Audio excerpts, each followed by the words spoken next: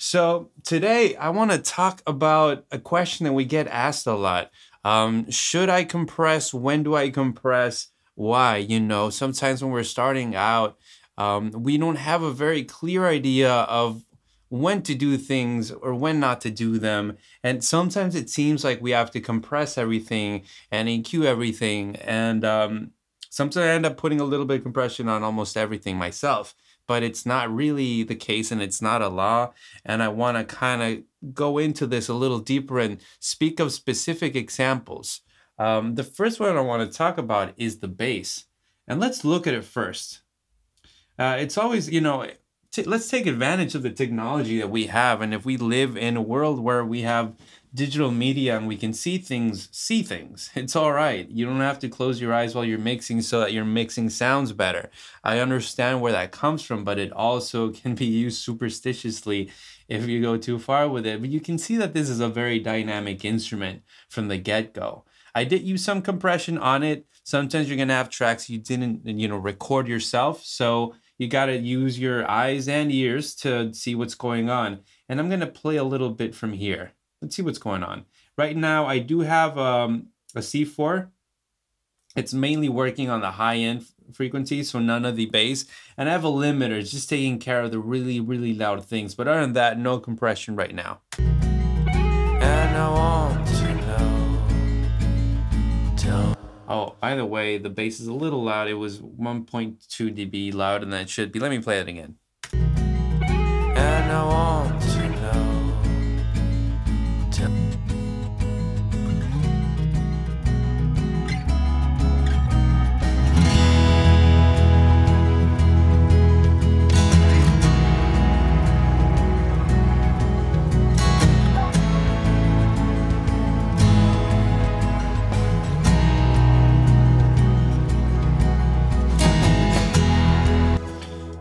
Yeah, and this guitar is also louder than it should be. But anyway, you can hear the bass and you can hear the dynamics. And one of the first things that you have to listen for is, the dynamics and be like, do I want less dynamics or not? And that's basically what a compressor is going to do. Usually with bass guitars, I do want the dynamics to be controlled. In this specific one, for example, the guitars are pretty much even throughout the song. They're doing their thing. A lot of instruments come together for the chorus and really build up an energy, and the way the bass was performed supports that arrangement. So if I were to put a compressor on this and even out the whole performance, then you wouldn't really appreciate those things that were already done by the musician in this case. So you would have to get a similar effect, do a lot more automation, and a lot of the work is already done there. So you have to listen for, do I want the dynamics there or do I not want them? You have to listen also, try to hear if there is compression on the track already. Hear and see. Let's see, for example, this acoustic guitar here, which should be, it's not panned where it should be. Oh, that's funny. All right, you should go here and let's have you go here. All right, cool. Yeah, let's play this guitar, for example. And you can see that it has compression. You can see how even the performance is. Granted, it could be a very steady performer. You're still not sure. So let's take a listen to this guitar.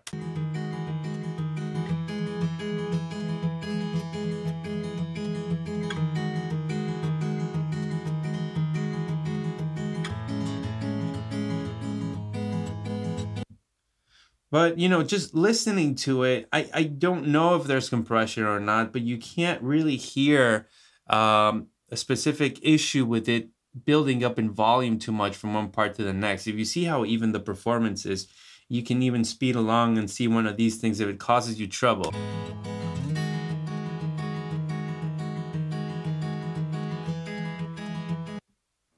So we're dealing with a more acoustic kind of song, so we're allowed to have more dynamics in this case, because you're going to hear everything clearly. Not going to use compression on that either. It's sort of that thing where I'm going instrument by instrument and seeing if it needs any compression. This guitar, for example, in my case, I do feel like it does need compression. Let me make this one bigger. So I'm going to boost it up so you can really hear it. This is what's going to be doing the strums, you know, every other note, or you know, every note, you know, it does probably like 2 strums per note or something like that. I want you to hear this guitar. It already has some compression, and I want to show you what it's doing in a bit, but listen to this first. I have the compressor. I'm going to be turning it on and off. See if you can appreciate why I'm using this compressor on this guy.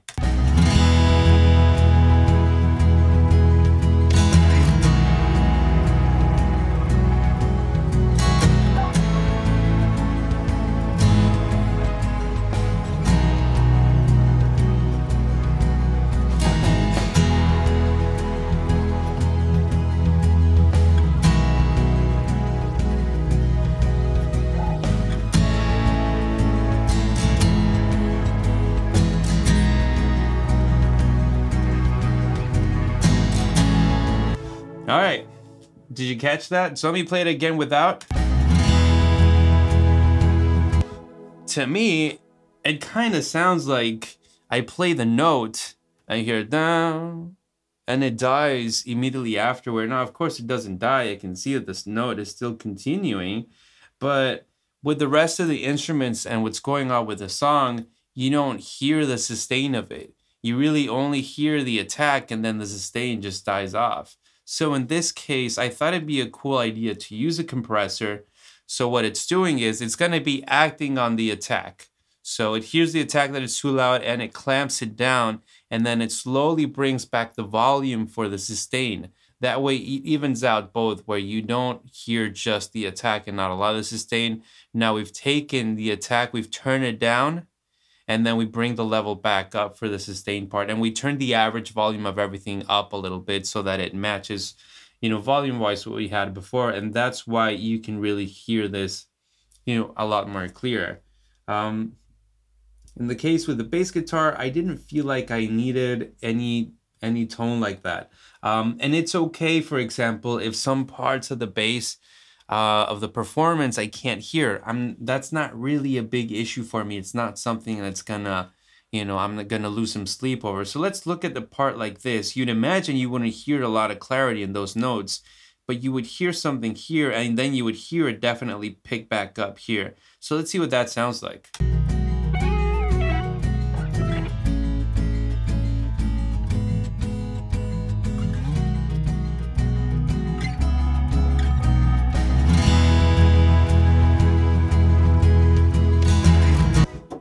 So, I mean, I hear that there's less going on there, but it's not really a problem. See, I also like that what the bass is doing, that sometimes it comes in stronger than other parts, making it more noticeable than other parts of the song. And I like that. I feel like it introduces certain things and then it pulls away so you can focus on other things, and it pulls your attention back at other moments. Now, that's one thing with the bass. If I were to do that same approach, but with the vocal, we'd be having a big problem. See, with a vocal, I do want you to hear every single word, because if you miss a syllable, you didn't understand the phrase. And that's a big problem, especially with vocals like these where, you know, there are phrases that get lost in the mix, especially if you don't want to mix vocals at a very loud level. So let me play the vocals right now. So this is me singing, so I'm going to play you the chorus for a bit. And it's on with the compressors and everything.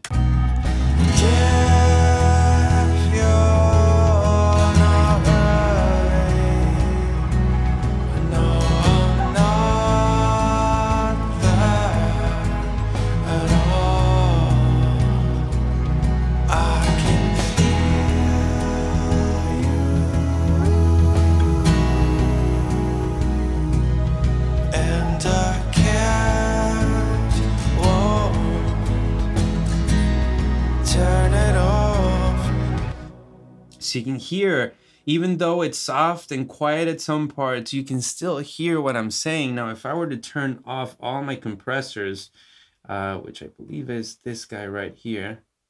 What is this guy doing? I think this guy was on just for demonstration. I can take him out. But if I take off all the compression, you're going to hear something very different going on.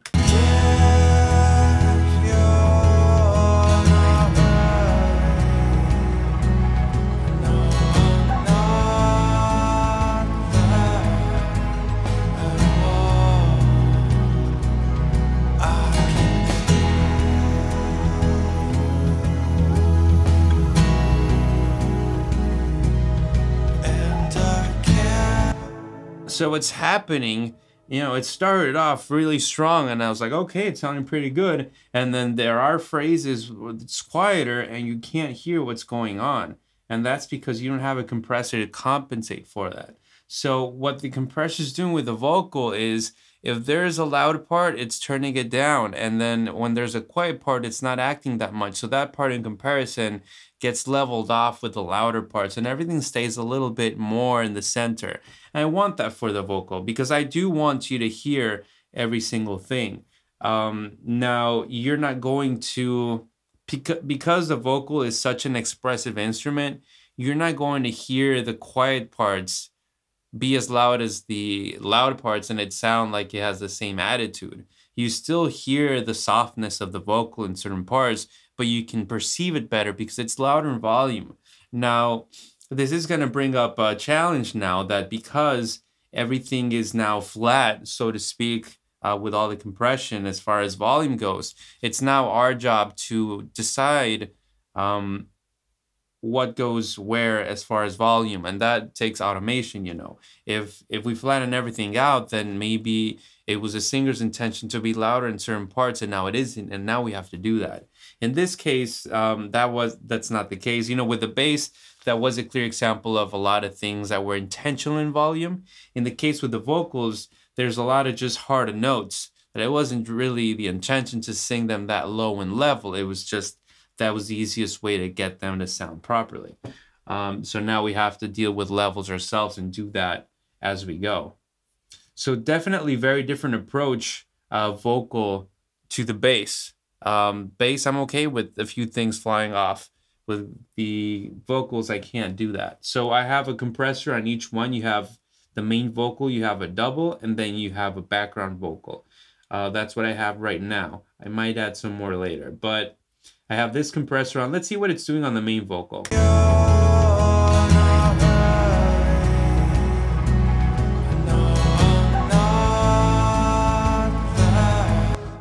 So I see -2 dB of compression. Maybe sometimes it might go up to -3, so not a whole lot. I have that in these 3 channels. It's probably doing, from what I can see visually, about the same thing in each one. And then I have another compressor at the end where the vocals meet, and it's acting, let's see how much it's doing as well.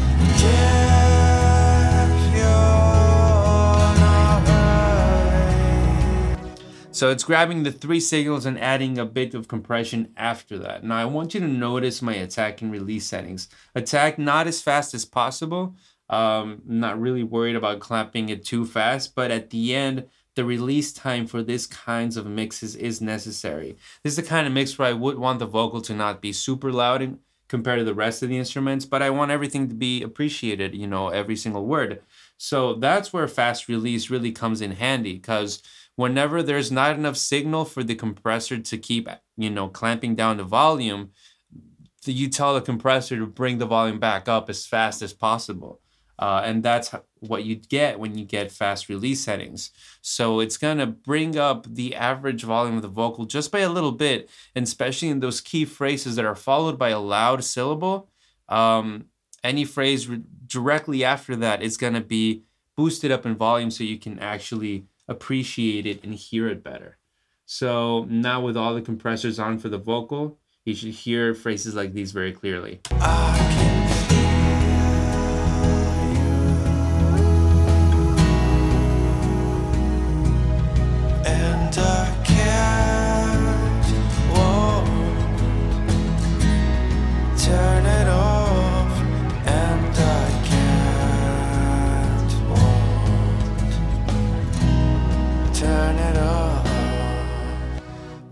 Yeah, and those are some general uses for compression that I find to be very useful. So I went through instruments that I didn't use any compression. I went through some that I did.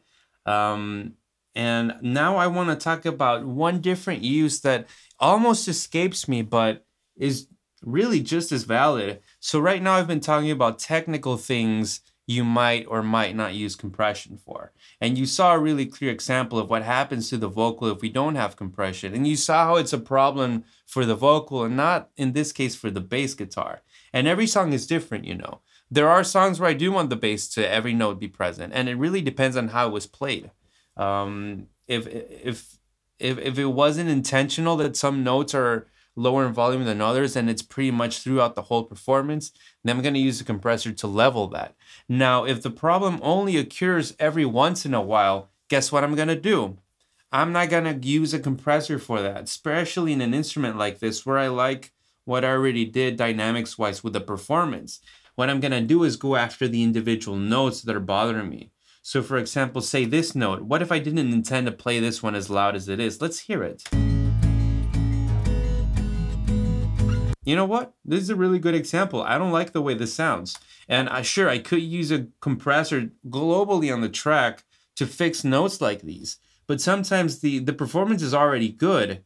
You just really have to look out for every time he plays this note, or every time he goes to the chorus and does this thing, he does this. So I turned this note down by minus 2.8 dB. I'm gonna do some crossfades there. I can teach you how I did that fast. Now let's see what this sounds like.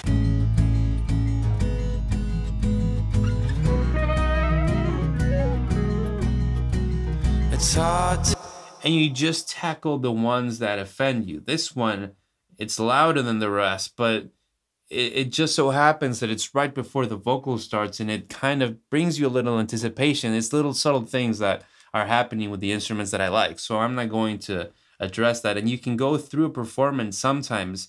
If you want to keep the performance, you know, the dynamics, but just go after those things, guys, do it manually. Even with vocals, you know, I'm using a lot of compression, but still, there are phrases that are still going to be loud in volume, and automation goes a long way. So Pro Tools allows you to do this two ways, and they're very different because they are pre-inserts or post-inserts. So one way that you can tackle volume issues is just like I taught you right now, where if I have any processing after, it's going to be after these changes in volume if I go ahead and do it on the clip. So Pro Tools calls these clips where you see the audio, where you see the little fishies, they call it clips. And it's called clip gain. I can turn down the gain, and this way, anything that happens in my processing is going to change now. Now, if I were to, let's see, I'm going to put that as it was because I like that. If I were to adjust this from your volume view, so this is how you see your volume right here. This is being represented on a graph, and you can do your automation here in Pro Tools and most DAWs. Now, if I were to do the same thing, and I find a note that I don't like how loud it is, like this one. Whoa. No, that's a dumb one. Like these two. I can also tackle it from here, and it would look a little bit like this. And it's less destructive because I don't have to break the clips apart to do it. I just make edit points there. But the difference is that this is post inserts. This is after all the plugins that I have. So the reason why I'm making a note of this is sometimes you're going to do a little bit of both, especially with a vocal, where you're going to be doing some automation and you're also going to be doing some compression. And you can do it both ways. So the advantage is that if there is a note here that is too loud, let's go here. It's hard to say what's happening to us. All right, it's hard to say what's happening to us. I can go ahead. Oh, look, I made it all big. I can go ahead and grab the parts that are loud and turn them down. Whoa, not that low. And I can go... No, that's obviously too much. But I can tackle the specific notes or syllables that I think are too loud. And something like that. And that way, what I'm avoiding is that the compressor that's already here is not overacting and it's not pumping too much. And that's really useful sometimes. If I were to do the same thing, but do it from here and turn it down from here instead, then those problems would go for after the compressor, and the compressor would still be overacting, and then you would take the volume down from that. So a lot of times I don't want the compressor to overact because I want things to remain transparent, and this is a good way to tackle that sort of thing. Obviously, right now I'm doing things that I'm not going to keep in the session, so I just want to take note of that. I see we have some people logging in. What's up, guys? Thanks for tuning in. I have Alon Romano. Hello from Israel. What's up? I hope you're doing good over there. I'm not sure what time it is over there, but I'm sure it's either night or very, very, very early. But yeah, thanks for watching. I have Suresh that is putting a link for a YouTube video that if it's something relevant, I'll keep it there. But I'm not going to click on it right now because I'm doing the live stream, obviously. But thanks for joining, man. Alana's saying hello. What's up, man? Yeah, just here mixing, dude. Just running off some examples for compression, things that I found useful. And I'm going to get into another topic of multiband compression. I don't know if you're familiar with multiband compression. Yeah, so let's get a little bit into multiband compression. I was showing you an example with a guitar here where it's doing really loud strums, and I was using compression to even out the balance between the attack and the release. Where before it sounded like this, and then this is the one that's strumming about twice every note.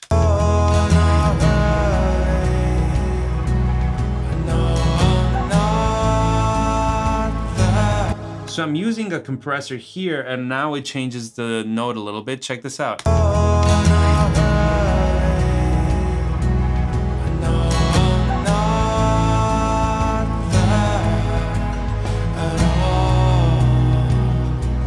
It sounds like more volume, but really what it is the compressor, check it out, it's gonna clamp on the loud parts, on the transients, and then it's gonna bring the volume back up for the sustain.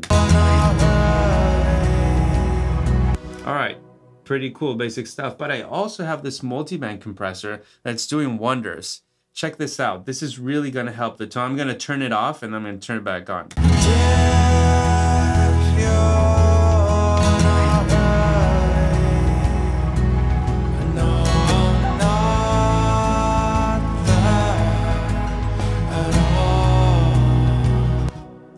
So it's helping a lot with the really bright sounds. They sound a little harsh and they compete with everything that's going on.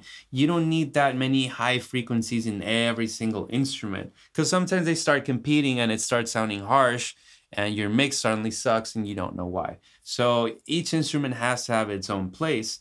Now, if you listen to this, it has a lot of attack, and a lot of the attack comes from the high end. So why didn't I use an EQ? Why not just like let go of all this fancy stuff and get real and just put an EQ and remove the high end? So, okay, I get it. Yeah, let's do things easy. I understand. So what would happen if we go along with this? What would happen if I just use an EQ? Well, sure, when you hear the attack and you hear the strum, it's gonna sound balanced. It's gonna sound where you wanna hear it. But now, where the string is actually vibrating and it's letting out this long note, for example, like this, all that richness is gonna go away by how much you remove with an EQ. So if you're taking down 6 dB on an EQ so that the attack sounds good, then the rest of the note is gonna sound muffled. So that's what I'm achieving with this multiband compressor. It's going to tackle only when you hear the attack of the song, and then it's gonna let it go and it's gonna bring the volume actually louder than it was so you can really hear the ring of the note.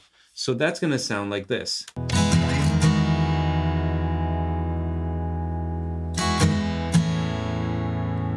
Whereas if I turn it off, it's gonna sound very harsh in the attack, and then the sustain is gonna be like, okay.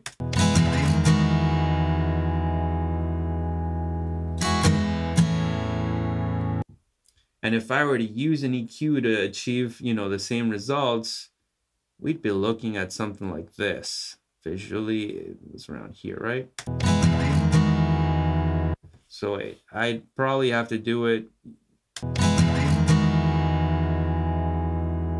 See, it's okay. The attack sounds, more balanced, but then the ring of it sounds darker than it can. So instead of using an EQ, using this guy, and I can even turn down the high end a little bit more, because I see that I'm compensating a little bit too much. Let's see. I'm going to use a little bit more compression.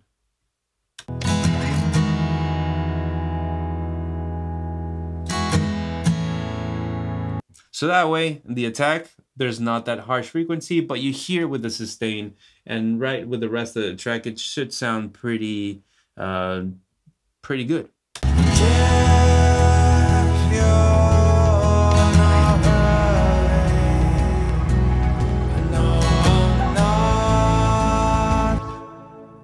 Have something similar to the bass guitar, with the bass guitar, sorry, where I have the same multiband compressor on a similar, I'm also on the high end, but for a very different reason now. This bass was recorded with my fingers, so fingers don't produce that many, depending on how you play it, of course, but they don't produce a lot of high frequency content.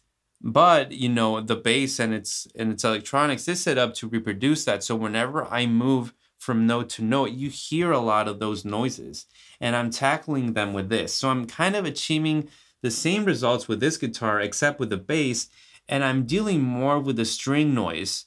Also removing some of the high end on the attack, but just conserving all that for the sustain so that it doesn't go away and you still hear that richness of each note. So let me play this bass by itself.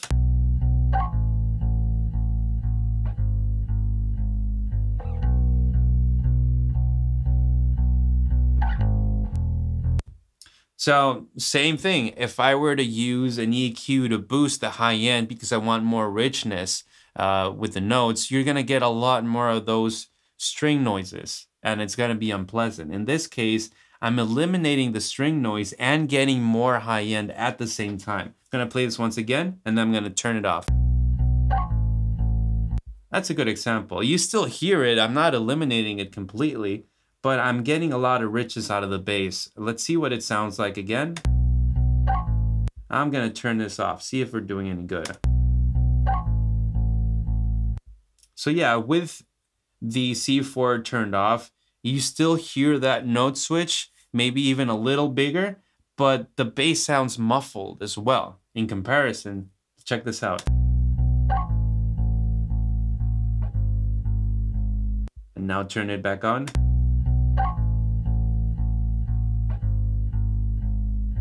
To be honest, the change, the chord change still sounds at the same volume, but you're getting a lot of richness from the bass itself to compensate for it. So that's really what is going on right now. I'm gonna remove this edit because I was just doing it for demonstration and I don't want it to stay. I know that we have a link on the description for Mastermind.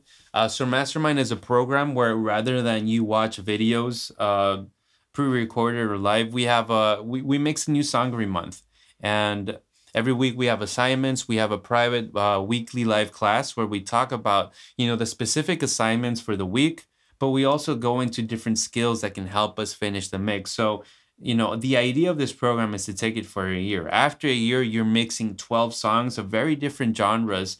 And right now it's at a really good price. It's at a very good discount. And you're with a group of students that are also mixing the same songs. So you can imagine we're all turning things in. We're all listening to each other. Each week we pick out a specific mix of somebody and we help them out and we all kind of learn from that. I think it's a really awesome way to learn. Check that out. It's on the link if you're curious. As far as this song goes, there is one more use for a compression that I have not gone over, or have I? It's about tone. So a lot of times we are talking about compression and we go through really important things like dynamics and using it to control certain things like these. But one of the also very important things is tone. We use compressors because they sound cool. And that's why we use different compressors, and different compressors are going to introduce different attributes to the sound. But one of the instruments where I find that I use compressors for tone more than anything is the drums. See, vocals, they do need dynamic control.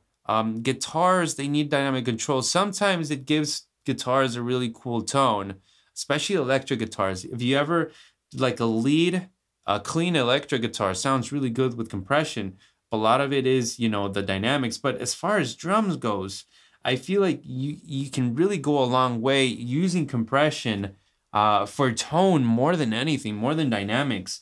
Also for your mix bus. Sometimes when you use compression on your mix bus, it's not really anything that's bothering you. It's just, it sounds better. It gives a different sound. Right now I have a compressor on the drums and I want to show you what it's doing. So let me go to another part of the song.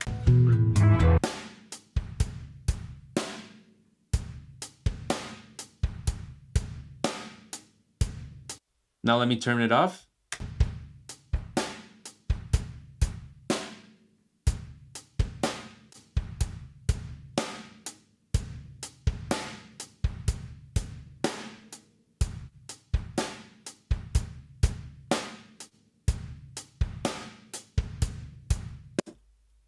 I love this compressor, by the way. It's really good by Waves. It's the DBX 160, you know, based on an actual piece of gear.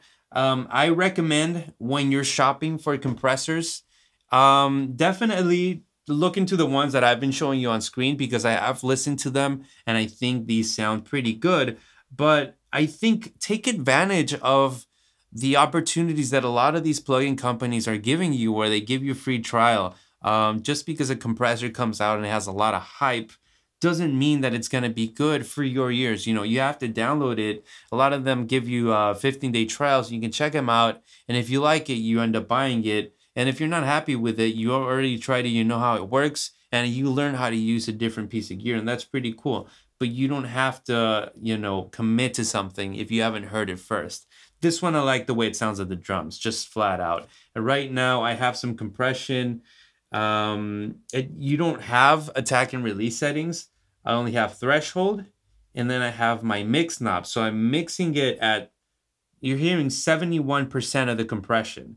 And so it's being blended in with a little bit of the clean signal as well. So it's not full 100%. I think that really helps. And I can play that with the rest of the tracks, although it'll hide a little bit.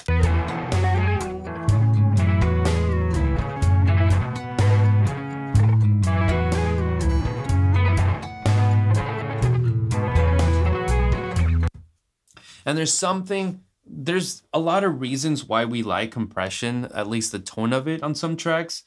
Sometimes it's not as simple as other times.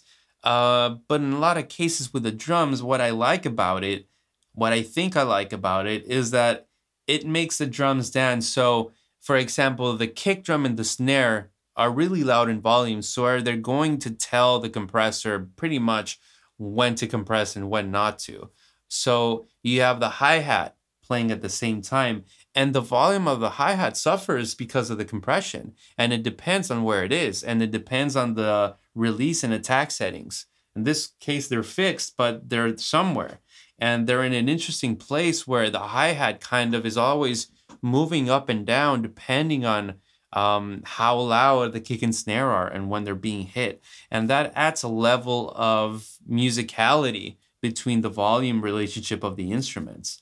And it also just kind of helps that the volumes of these instruments are now not independent of each other. They're actually dependent of each other. And I think that's part of the magic too, that because, you know, the kick made the compressor act, by the time the snare hits, the compressor's coming back in volume, then coming down.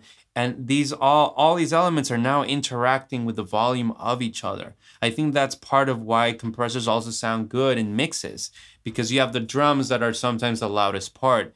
And the drums are going to trigger the compressor, and the compressor is also going to act on the same channel that has, you know, the vocals and the guitars, and just having those increments of more and less volume, you know, of all these channels now acting dependently, I think makes it sound like they're together, like they're part of the same circuit. So I think a lot of the times, you know, we use compressors not because there's anything really needed, but because of a tone box. And it adds something cool. All compressors sound different. I like this one for the drums. It just happens to do magic there. I think the analog version of this compressor is a mono is a mono compressor. But if you wanted to use it in a stereo set, you have to hook up two of them and set them up individually. It's not really meant for stereo signals, but now in the digital realm, you can use it for stereo signals in your drum bus or in your mix bus if you want to. So yeah, I think that's pretty cool.